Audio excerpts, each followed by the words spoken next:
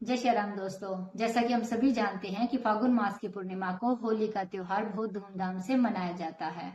अष्टमी से पूर्णिमा तक के ये जो 8 दिन होते हैं उन्हें होलाष्टक का नाम दिया गया है।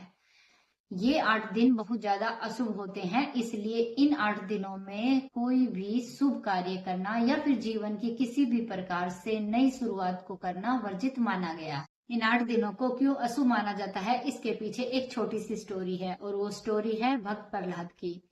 प्रहलाद के जो पिता थे वो हिरण्यकश्यप थे और वो एक राजा थे।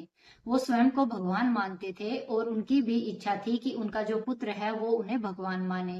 परंतु जो प्रहलाद थे वो भगवान विष्णु के अनन्य भक्त थे।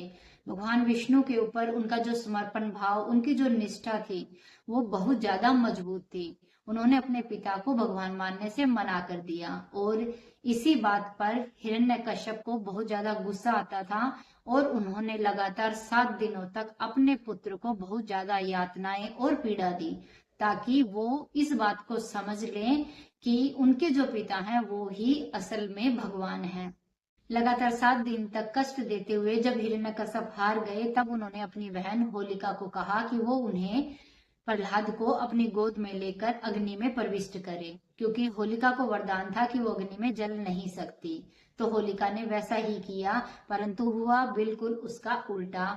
उस अग्नि में होलिका की मृत्यु हो गई और जो भक्त प्रहलाद थे वो उस अग्नि से बिल्कुल स्वस्थ, खुश, भगवान का नाम लेते हुए बाहर आ गई। तो इसलिए दोस्तों, इन 8 दिनों में जिन्हें होलाष्टक कहा गया है, कोशिश कीजिए कि आप भी अपने जीवन की किसी भी प्रकार से कोई भी नई शुरुआत ना करें, कोई भी शुभ कार्य ना करें। जय